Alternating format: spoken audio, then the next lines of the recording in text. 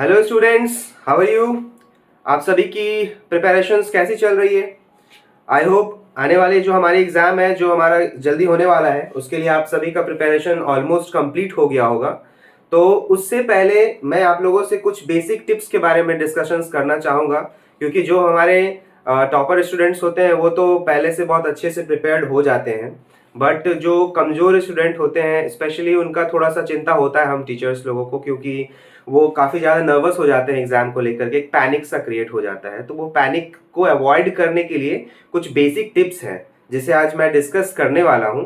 उन सारे basic tips को फॉलो करने के बाद आप थोड़ा सा कॉन्फिडेंट होकर के एग्ज़ाम को आप दे सकते हैं।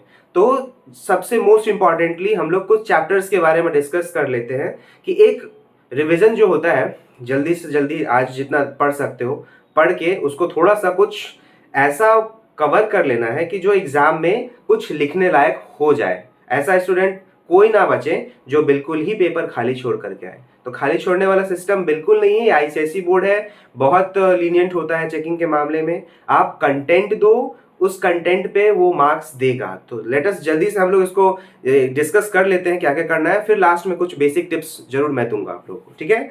तो देखते हैं। तो हमारा क्लास 10 में लगभग 12 चैप्टर्स है, ठीक है। अब इस 12 चैप्टर्स में से सारे 12 के 12 चैप्टर्स तो एक साथ अब रिवाइज करना इतने कम टाइम में पॉसिबल है नहीं।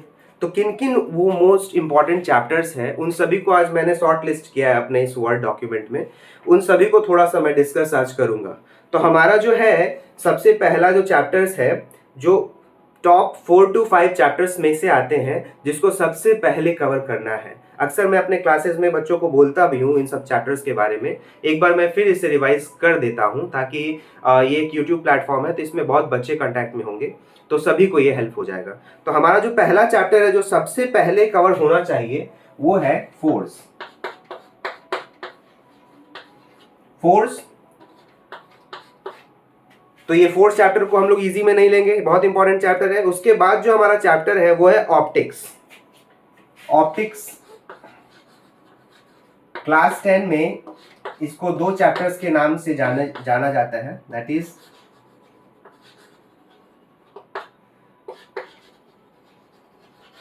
Refraction through lens and mirror. दो चैप्टर है, एक refraction through plane surface and refraction through lens. तो हमारे पास रिफ्रैक्शन थ्रू लेंस हो गया और यहाँ प्लेन मिरर वाला एक चैप्टर। दो चैप्टर हमारा डिवीजन है ना, तो दोनों में रिफ्रैक्शन तुम्हारा प्लेन सरफेस हो गया या मिरर जो कह लो।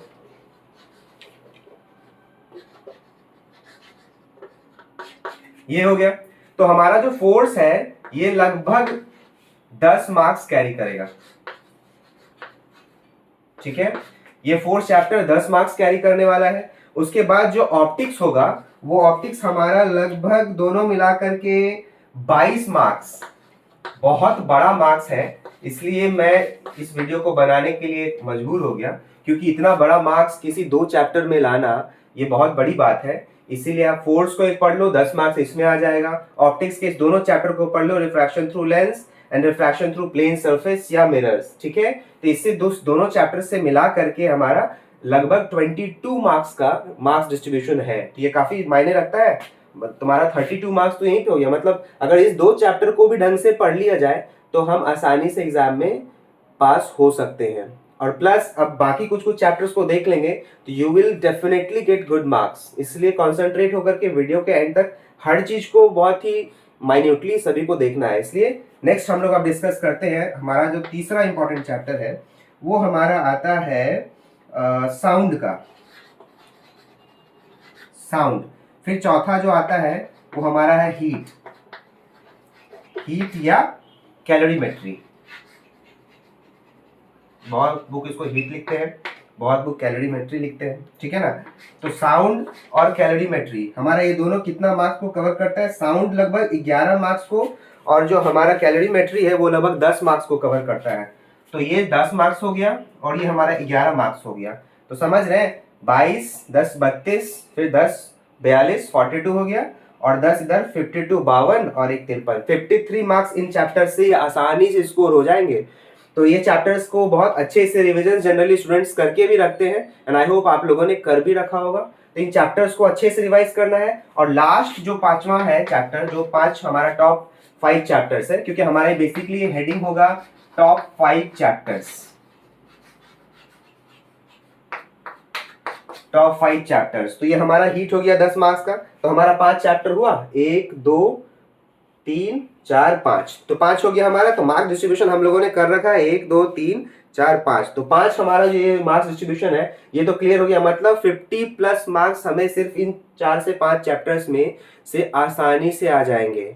ठीक है, बियॉन्ड दैट फिर जो भी चैप्टर्स होंगे वो छोटे छोटे मार्क्स डिस्ट्रीब्यूशंस में डिवाइडेड है, जैसे कि कोई 4 मार्क्स का, कोई 6 मार्क्स का, किसी से किसी में 8 मार्क्स भी आ रहा है। तो जो 8 मार्क्स वाला वो चैप्टर है वो हमारा है तुम्हारा वर्क पावर एनर्जी।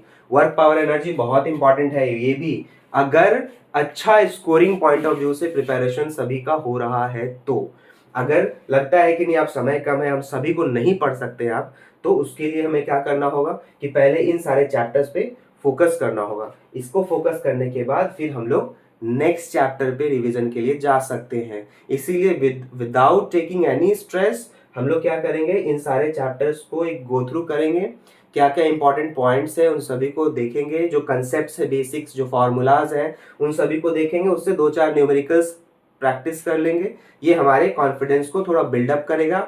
और बियॉन्ड न्यूमेरिकल्स ज़्यादातर हमारा कॉन्सेंट्रेशन थ्योरी पे होना चाहिए, क्योंकि क्वेश्चंस जो प्रीवियस ईयर के थे वो काफ़ी अच्छे लेवल के क्वेश्चंस थे, मतलब बहुत ही ऑर्डिनरी नहीं था, वो एक कंसेप्चुअल क्वेश्चन था। तो जिसका कंसेप्ट क्लियर होगा वो बहुत अच्छा से स्कोर करेगा। ठीक है, तो इस बात को ध्यान रखना है। तो हमारा ये जो 4 चैप्टर हो गया, इस 4 चैप्टर के अलावा जो अब कुछ इंपॉर्टेंट चैप्टर्स है, जो छोटा मोटा चैप्टर्स मान लो तुम लोगों ने तैयार कर लिया होगा, तो उसको हम लोग भी देखते हैं कि उन सभी में से क्या क्या स्कोर आ सकता है। तो मार्क्स को अकॉर्डिंगली आप कॉपी पे लिख करके डिस्ट्रीब्यूट कर लीजिए, कॉपी में लिख लीजिए किस चैप्टर से क्या आ सकता है। उसके बाद अपने अकॉर्डिंग अपने लेवल पे उसको प्रिपेयर करना है। ठीक है, वो कपड़ा दिखा, रेड रेड रेड। ठीक है, तो ये हमारा डिस्ट्रीब्यूशन हो गया। अब इसको हम लोग हटा करके हमारे नेक्स्ट चैप्टर्स पे आते हैं।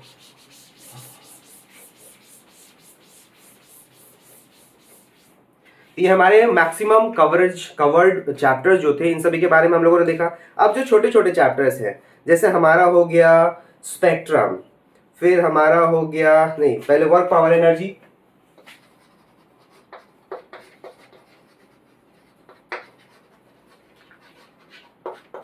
हमारा जो वर्क पावर एनर्जी है ये लगभग 8 मार्क्स कैरी करेगा। तो इसमें जो क्वेश्चंस होंगे ये थोड़ा कंसेप्चुअल न्यूमेरिकल बेस्ड ज्यादा आएंगे।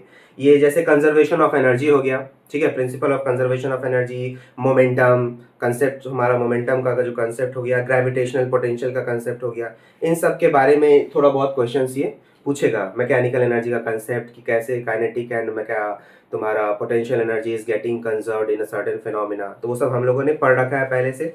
इन सभी के बारे में थोड़ा डिस्कस कर लेना, आपस में प्रिपेयर भी कर लेना। उसके बाद आता है मशीन्स। मशीन से बहुत ज्यादा क्वेश्चंस नहीं आएंगे, ये लगभग 6 मार्क्स का कवर करता है मशीन्स हमारा, 6 मार्क्स हमारा मशीन्स कवर कर लेगा। तो इसमें एट द एंड थोड़ा बहुत दे देना है ये लोड, एफर्ट, फल्क्रम, इन सब का कंसेप्ट, इसका प्रैक्टिकल एप्लीकेशंस जो है और इसका न्यूमेरिकल्स। इसमें हमारा बेसिकली न्यूमेरिकल्स और प्रैक्टिकल एप्लीकेशंस, प्रैक्टिकल एप्लीकेशन पे बेस्ड एग्जांपल्स। ठीक है, एग्जांपल्स पे हम लोग इसको देख लेंगे तो हमारा 6 मार्क्स इसमें कवर हो जाएगा। ठीक है, फिर उसके बाद हमारा आता है स्पेक्ट्रम। स्पेक्ट्रम से सिर्फ हमारा लगभग 4 मार्क्स आएगा। स्पेक्ट्रम 4 मार्क्स है, तो इस पे कॉन्सेंट्रेट लास्ट में किया जा सकता है। ये सब चैप्टर जो पहले उन 5 चैप्टर्स को जो कवर कर लेंगे उनके लिए है ये, इसलिए पहले फोकस इन पे नहीं, पहले जो हमारा पहला इंपॉर्टेंट 5 चैप्टर्स है उस पे करना है। फिर आता है करंट, इलेक्ट्रिसिटी और तुम्हारा हाउस होल्ड सर्किट। ठीक है, करंट इलेक्ट्रिसिटी से लगभग 7 नंबर कवर होगा और हाउस होल्ड सर्किट से लगभग 6। ये दोनों मिलकर के 13 मार्क्स ये भी कवर कर रहे हैं। हालांकि दोनों डिफरेंट है, करंट पढ़ने के बाद ही आप हाउस होल्ड सर्किट्स को पढ़ सकते हैं, लेकिन फिर भी दोनों मिलाकर के 13 मार्क्स है। तो इसको भी आप लोग बिल्कुल ही नजरअंदाज नहीं करिएगा, इसको भी हम लोग एज अ इम्पॉर्टेंट चैप्टर लेकर के चलेंगे, क्योंकि ये दोनों मिल करके काफ़ी मार्क्स कैरी कर रहा है। ठीक है, उसके बाद फिर हमारा आता है रेडियो एक्टिविटी। तो रेडियो एक्टिविटी जो हमारा है वो रेडियो एक्टिविटी से कुछ क्वेश्चंस जो आएंगे वो न्यूक्लियर फिनोमेना पे बेस्ड होंगे, रेडियो एक्टिविटी पे बेस्ड होंगे। न्यूक्लियर फ्यूजन, न्यूक्लियर फीजन, ये अगर मान लो कोई एटम दिया है तो वो डिके करेगा तो कौन से एटम में कन्वर्ट होगा, या फिर कोई दो लाइट न्यूक्लियई को मिक्स करा करके एक हैवी न्यूक्लियस बनेगा तो कितना एनर्जी निकलेगा। मास डिफेक्ट जो इसका स्पेशल टॉपिक सब है, इन सभी को थोड़ा पढ़ लोगे तो ये लगभग हमारा 9 मार्क्स को कवर कर लेगा। तो आप अपने हिसाब से इन सारे चैप्टर्स को देखिए, प्लानिंग करिए, और आफ्टर दैट प्लानिंग आप एक रिविजन जितना हो सके आप लोग कर सकते हैं। तो ये हमारा बेसिक डिस्कशन था चैप्टर्स के ऊपर। अब हम लोग देखते हैं थोड़ा सा कि क्वेश्चन का पैटर्न क्या होने वाला है हमारा एग्जाम में। तो उन पैटर्न के बारे में हम लोग थोड़ा डिस्कस कर लेते हैं, उसके बाद ये हमारा शॉर्ट वीडियो था जो एंड हो जाएगा और आप लोगों के लिए थोड़ा यूजफुल भी हो जाएगा। तो हमारा जो क्वेश्चन पैटर्न है 2 सेक्शन में रहेगा। सेक्शन ए ये हमारा होने वाला है 40 मार्क्स का, ठीक है। उसके बाद ये हमारा होगा सेक्शन बी, वो भी 40 मार्क्स का, ठीक है। 40 मार्क्स है, ये डिस्ट्रीब्यूशन बात समझ में आ रहा है। जिसमें से जो तुम्हारा फर्स्ट सेक्शन होगा उसमें 15 एमसीक्यूज होंगे, 15 एमसीक्यूज। तो पास होने के लिए ये 15 मार्क्स बहुत मायने रखता है। तो स्पेशली जो स्टूडेंट्स कमजोर है इन सब चीजों पे स्पेशल फोकस रखना है कि 15 मार्क्स ऑब्जेक्टिव का मिस नहीं करना है, एनी हाउ इसे सही करना है, ठीक है। 15 मार्क्स इधर आ गया। फिर क्वेश्चन दूसरा जो रहेगा, पहला क्वेश्चन तो ये हो गया, और सेकेंड क्वेश्चन जो इसका रहेगा वो 1-1 मार्क्स का है पहला। तो दूसरा जो क्वेश्चन होगा वो लगभग 2 से 3 मार्क्स का क्वेश्चन डिस्ट्रीब्यूशन होगा, और तीसरा जो हमारा होगा 2 मार्क क्वेश्चन हो जाएगा। तो 15 नंबर इधर और 10 नंबर इधर, ये सब जो होगा 2 to 3 मार्क्स वाले क्वेश्चंस से कवर्ड होंगे, ठीक है। मतलब question is going to be lengthy, question काफी लेंदी होगा, तो अकॉर्डिंगली लिखने का प्रैक्टिस भी अच्छा होना चाहिए, तब जाकर के हम सेक्शन ए को कवर कर लेंगे तो हमारा काफी मार्क्स 40 मार्क्स सिक्योर्ड हो जाएगा, ठीक है। उसके बाद बचता है सेक्शन बी।